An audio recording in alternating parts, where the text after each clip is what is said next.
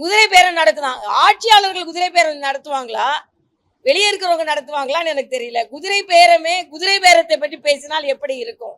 காங்கிரஸை பத்தி பேசுறதுக்கு ஒன்றுமே இல்ல. காங்கிரஸை பத்தி பேசுறதுக்கு ஒண்ணும் இல்ல. அப்புறம் காங்கிரஸ் தலைவரை பத்தி பேசுறதுக்கு ஒண்ணும் இல்ல. ஜீரோ, அவ்வளவுதான். மதிமுக என்றால் மகன் திமுக என்று ஆகிவிட்டது. ஏனென்றால் மகனுக்கு எல்லா முக்கியத்துவத்தையும் கொடுத்தீங்க.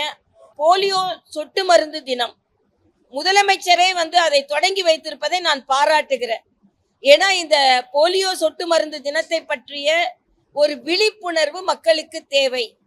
அதனால இந்த எல்லா குடும்பத்தை சார்ந்த குழந்தைகளுக்கும் இந்த போலியோ சொட்டு மருந்து போட்டுக்கொண்டால் போலியோ என்ற மிக கொடுமையான நோய் வராமல் தடுக்கலாம். ஆனால் எந்தெந்த குடும்பத்தில் குழந்தைகள் போலியோ சொட்டு மருந்து கொடுக்கக்கூடிய வயதில் இருக்கிறார்களோ அவர்கள் எல்லாம் சென்று போட்டுக்கொள்ள வேண்டும்.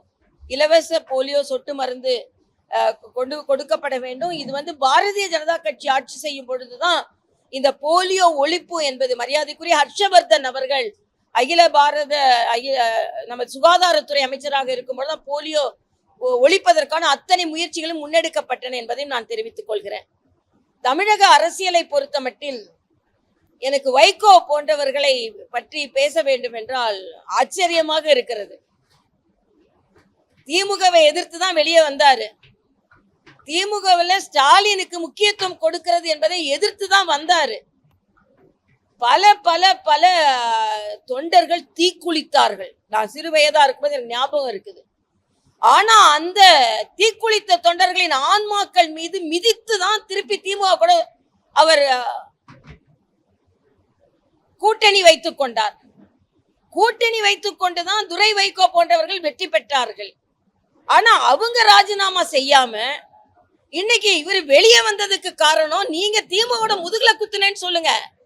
ஆனா பாஜக கூட இந்துத்துவ சக்திகளோட போயிடுவாங்களாம். ஆக பாஜக இங்கே உள்ள கட்சிகளுக்கு எப்படி பயன்படுகிறது என்றால் இவர்களின் சுயநலமான முடிவுகள் எல்லாத்துக்கும் பாஜக மேல ஒரு முத்திரை குத்திடுவாங்க. வைகோ முதுகுல குத்தி போறதுக்கு மிக மிக பிரபலமானவர். வளர்த்த கடா நெஞ்சில் பாய்ந்தது என்ற பிரேஸே கலைஞர் இவருக்காக தான் பயன்படுத்தினார். ஆனா இன்னைக்கு அவர் போயிட்டு இந்துத்துவ சக்திகள் கூட சேர்ந்துட போறாங்களாம். ஆக நீங்க எடுக்கின்ற எல்லா சுயநல முடிவுக்கும் பாஜகவை குறை சொல்வதை நான் வன்மையாக கண்டிக்கிறேன். கம்யூனிஸ்டுகள் என்ன பதவி ஆசையில போய் தாவேகா கூட சேர்ந்துட்டு இவங்க கவர்னர் ஆட்சி கொண்டு வர முயற்சி செஞ்சாங்க. அதனால நாங்க அங்க போய் சேர்ந்துட்டோம். அண்ணன் திருமாவளவன் அவர்கள் எங்களுக்கு இஷ்டம்லாம் இல்லை, அப்படியே பொங்கி பொங்கி விழுறார். ஆனாலும் நாங்க அங்க கூட்டணி ஆட்சியில இருப்போம்னு நான் கேட்கிற விருப்பம் இல்லைன்னா கூட்டணி ஆட்சியிலிருந்து வெளியே வர வேண்டியது தானே. புலம்பிக் கொண்டே உள்ளே இருப்பது எதற்கு? அது போல இன்னைக்கு நிர்மல்குமார் எல்லா கட்சியும் குதிரை பேரத்தை பற்றி பேசுகிறது. இதுதான் வியப்பு. குதிரை பேரம் நடக்குதான். ஆட்சியாளர்கள் குதிரை பேரம் நடத்துவாங்களா, வெளியே இருக்கிறவங்க நடத்துவாங்களான்னு எனக்கு தெரியல. குதிரை பேரத்தை பற்றி பேசினால் எப்படி இருக்கும்? திமுக ஒருவேளை சில நடவடிக்கைகளில் எடுத்தால் அதை வன்மையாக கண்டிக்கத்தக்கது. நாங்க திமுகவையும் தாவேகாவையும் ஒரே மாதிரி தான் நாங்க எதிர்ப்போம்.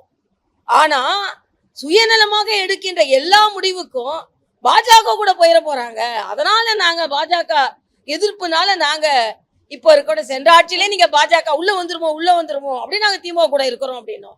இன்னைக்கு இந்துத்துவா கூட அவங்க கை கோத்துருவாங்களோ அதனால நாங்க வெளியே போறோம் அப்படின்னா, தமிழ்நாட்டுல மதிமுகவாக இருக்கட்டும், கம்யூனிஸ்டுகளாக இருக்கட்டும், விடுதலை சிறுத்தைகளாக இருக்கட்டும், நீங்கள் எடுக்கின்ற சுயநல முடிவுக்கு பாஜகவை அடையாளம் காட்டுவதை நான் வன்மையாக கண்டிக்கிறேன் என்பதை தெரிவித்துக் கொள்கிறேன். அதாவது இப்ப கூட்டணி பற்றி நாங்க எதுவும் சொல்லல. நீங்க நான் தான் சொல்லிட்டேன், நாங்க திமுகவையும் கடுமையாக எதிர்த்து கொண்டிருக்கிறோம் அப்படின்னு சொல்லிட்டேன். இன்னொன்றையும் நான் சொல்றேன், இன்னைக்கு திமுக சில தவறுகளை செய்திருக்கலாம், ஆனா தாவேகா அதே தவறை செய்யக்கூடாது என்பது எனது கருத்து. உதாரணத்திற்கு இந்த திருப்பரங்குன்றம் விளக்கேற்றுவது இந்துக்கள் அத்தனை பேரின் உணர்வு. அந்த உணர்வுக்கு மதிப்பளிக்க வேண்டும். நீங்களும் உச்ச நீதிமன்றம் சென்று இந்த உணர்வை எதிர்க்க கூடாது என்பது எனது அழுத்தமான கருத்தாக நான் தெரிவித்துக் கொள்கிறேன். அதே மாதிரி அங்கன்வாடி ஊழியர்களுக்கும் சத்துணவு பணியாளர்களுக்கும் ஓய்வூதியத்தை 2000 3500 உயர்த்தி, கருணை தொகையை 1 லட்சத்திலிருந்து 2 லட்சமா உயர்த்தி சென்ற பிப்ரவரி மாதமே திமுக அரசாணை பிறப்பித்து விட்டது. ஆனால் இந்த ஆட்சி வந்து 1 மாதம் ஆகியும் அவர்களுக்கு அந்த உதவி கொடுக்கப்படவில்லை. அதனால் தூய்மை பணியாளர்களுக்கும், சத்துணவு ஊழியர்களுக்கும், அங்கன்வாடி ஊழியர்களுக்கும் அவர்களுக்கு கிடைக்க வேண்டிய ஊதியம் கிடைக்கப்பட வேண்டும் என்பது. இன்னொன்று, மருத்துவர்கள் அரசாங்க மருத்துவர்களாக பணியாற்றி அந்த பிரிவில் உயர் மருத்துவம் கற்றுவிட்டு மருத்துவத்திற்கு திரும்பாத மருத்துவர்கள் மீது கடுமையான நடவடிக்கை எடுக்க வேண்டும் என்றும் நான் கேட்டுக்கொள்கிறேன். அதே மாதிரி சில மருத்துவமனைகளில் இப்ப கூட இன்னைக்கு ஒரு செய்தி வந்திருக்கிறது, அரசாங்க மருத்துவமனையில இதய நோய் பிரிவு பூட்டி கிடக்கிறது என்று. ஆக இதயத்தோடு நீங்கள் கருணையோடு இதய நோய் பிரிவை திறக்க வேண்டும் என்றும் எல்லா அரசாங்க மருத்துவமனைகளிலும் சிறப்பாக செயலாற்ற வேண்டும் என்று கேட்டுக்கொள்கிறேன். இன்னொன்று, சுகாதாரத்துறை அமைச்சர் அரசாங்க மருத்துவமனைகளில் உள்ள லஞ்ச ஊழலை ஒழிக்கிறேன், யாராவது பணம் கேட்டா பேஷண்ட்டை கூட்டிட்டு போறது, டெலிவரி சொன்னது, பணம் கேட்டால் அது கடுமையாக நடவடிக்கை எடுக்கப்படும் என்று சொல்கிறார். ஆனா நீங்க பாத்தீங்கன்னா ஆர்டிஓ ஆபீஸ்ல கைப்பற்றப்பட்ட 54 லட்சம் ரூபாயில ஏறக்குறை 24 லட்சம் ரூபாய் ஜிபே மூலமாக பெறப்பட்டது. ஆக இன்னைக்கு டிஜிட்டல் இந்தியா இன்னைக்கு வந்து டிஜிட்டல் கரப்ஷனாக தமிழ்நாட்டில் மாறி இருக்கிறது. நேரடியா கரப்ஷன் இல்லை, ஆனா டிஜிட்டல் மூலமா யார் யார் பேர்லாமோ கொடுக்க வேண்டும் என்று சில அதிகாரிகள் கூறுகிறார்கள் என்ற தகவல் வந்திருக்கிறது. அதனால் இங்கே நேரடி ஊழலை நீங்கள் எப்படி எதிர்க்கிறீர்களோ அது மாதிரி டிஜிட்டல் ஊழல் எங்கேயும் நடக்காமல் பார்த்து கொள்ள வேண்டும். அது நடக்கிறது என்ற செய்திகள் நமக்கு அதிர்ச்சியை தருகிறது என்பதை நான் இங்கே தெரிவித்துக் கொள்கிறேன். காங்கிரஸை பத்தி பேசுறதுக்கு ஒன்றுமே இல்லை, காங்கிரஸை பத்தி பேசுறதுக்கு ஒண்ணும் இல்லை, அப்புறம் காங்கிரஸ் தலைவரை பத்தி பேசுறதுக்கு ஒண்ணும் இல்லை, ஜீரோ, அவ்வளவுதான். அதாவது உலகத்திற்கே ஒரு தாவாய்க்க அமைச்சர் வந்து வழிகாட்டி இருக்கிறாருங்க. உலகத்திற்கே, உலகத்துல உள்ள பீடியாட்ரிஷியன் எல்லாம் இப்ப வந்து ஆராய்ச்சியில இறங்கிட்டாங்களாம். எப்படி நமக்கு தெரியாத ஒரு சிகிச்சையை தமிழ்நாட்டில் உள்ள ஒரு அமைச்சர் பொடி செய்து, அதுவும் பொதுவெளி அரங்குல பொடி செய்து, செல்போனை வச்சு பொடி செய்து, அதுவும் ஃபீஸை எல்லாரும் நம்ம கையில தான் வாங்கி பார்த்துருக்கோம். பொடிக்கு ஃபீஸை அவர் அரணா வைத்து அவர் பொடி செய்தா, இப்படி பொடி வைத்து நடக்கின்ற அமைச்சர்கள் தமிழ்நாட்டில் இருக்கிறாங்களே, நம்மலாம் போய் அதை தெரிந்து கொள்ள வேண்டும். அது குழந்தைகளுக்கு அது எனக்கு ஆச்சரியமா இருக்கு. நீங்க செய்யற தப்பு. ஒரு பக்கத்துல முதலமைச்சர் அவர்கள் போதை விழிப்புணர்வு ஓட்டத்தை ஓடுகிறார், ஆனால் இவர்கள் ஆட்டத்தை காண்பித்துக் கொண்டிருக்கிறார்கள். பொடி வைத்து போதையை ஏற்படுத்தி விட்டு இன்னைக்கு அந்த பொடியை மருத்துவ பொடி கூட ஒப்பிடுவதை உலகமே உற்று நோக்குகிறது.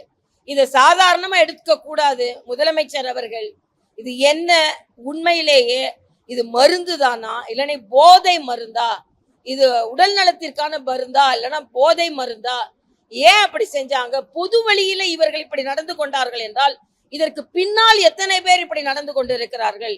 ஆக போதைக்கு எதிராக ஓட்டம் உண்மையானதா, அவர்களை ஓட்டம் காண வைக்கிறோமா இல்லையா என்பதை உறுதி செய்ய வேண்டும்.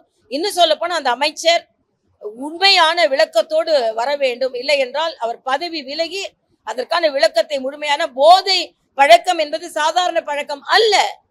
இது இளைஞர்களுக்கு மிக தவறான ஒரு கருத்தை பதிவு செய்கிறது. அதனால் அவர்கள் பயன்படுத்தி இருந்தால் நிச்சயமாக தண்டனைக்குரியவர்கள் என்பதை நான் தெரிவித்துக் கொள்கிறேன். இல்ல, இதுல வெற்றி பெற்ற சட்டமன்ற உறுப்பினர்களை ராஜினாமா செய்ய வைப்பதே தவறான முன்னுதாரணம் என்பது எனது கருத்து. இவர்கள் எல்லாரும் இப்ப அதான் சொல்றாங்க, குதிரை பேரம் நடக்கிறதுன்னு எதிர்கட்சி சொல்ற. குதிரை பேரம் செய்பவர்களே குதிரை பேரத்தை பற்றி பேசுகிறார்கள். ஏற்கனவே 6வது அதிமுக எம்எல்ஏ வந்து ராஜினாமா செய்தாகிவிட்டது. 40 நாட்களுக்குள்ள ஆகல, இந்த மை கூட காயல.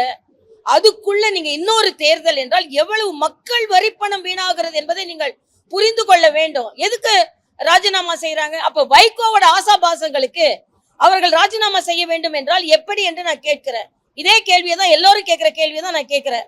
துரை வைகோ அவர்களும் அவர்களோட கூட்டணியில் தான் அவங்க வந்து வெற்றி பெற்றார்கள், அதை அவர்கள் ராஜினாமா செய்தார்களா? அப்ப தொண்டர்களை கிள்ளுக்கீரையாக மதித்து நீங்க தீக்குளித்த தொண்டர்களின் உணர்வுகளை கூட மதிக்காம திமுக கூட்டணி வச்சீங்க. அதுக்கு என்ன காரணத்தை நீங்கள் சொல்ல போகிறீர்கள்? வேணும்னா சேர்ந்துக்குவீங்க, வேண்டாம்னா போயிடுவீங்க. நான் இணையதளத்துல பார்த்தேன், மதிமுக என்றால் மகன் திமுக என்று ஆகிவிட்டது. ஏனென்றால் மகனுக்கு எல்லா முக்கியத்துவத்தையும் கொடுத்தீங்க. அதுலதான் மெல்லை சத்யா போன்றவர்கள்லாம் வெளியே போனாங்க. அதனால தன் சொந்த மகனுக்காக மட்டுமே ஒரு கட்சியை நடத்தி வேணும்னா உள்ள வருது, வேணும்னா வெளியே போகுது என்று சொல்வது எந்த விதத்திலும் ஏற்றுக்கொள்ள முடியாது என்பது எனது கருத்து. இல்ல, அதுக்கு முயற்சி செய்யணும். எந்தெந்த வகையில எல்லாரோட கணக்குகளும் அரசாங்க அதிகாரிகளோட கணக்குகள், ஏன்னா அது பின்பற்றப்படுகிறது என்பதற்காக தான் வேற தெரிஞ்சவங்க கிட்ட கொடுத்துட்டு வாங்கிக்கிறாங்கல்லான்றதால் தீவிரமாக கண்காணிக்கப்பட வேண்டிய ஒன்று. இந்த டிஜிட்டல் ஊழல் நடக்குதுன்னு உடனே டிஜிட்டல் பண பரிவர்த்தனையே தப்புன்னு சொல்ல முடியாது. இன்னைக்கு உலகத்துல உண்மையிலேயே டிஜிட்டல் பரிவர்த்தனையில் மிக அழகாக பயணித்துக் கொண்டிருப்பது பாரத தேசம். ஒரு கீரை விற்கிற சகோதரி கூட, மீன் விற்கிற சகோதரி கூட டிஜிட்டல் மூலமா வாங்கிக் கொள்கிறார்கள். ஆனால் எப்பொழுதுமே ஒரு நல்ல நடைமுறை தவறான நடைமுறைக்கு வழிவகுக்கும் பொழுது நல்ல நடைமுறை அது சந்தேகத்திற்கு உட்பட்டு ஆகிவிடக் கூடாது என்பது எனது கருத்து.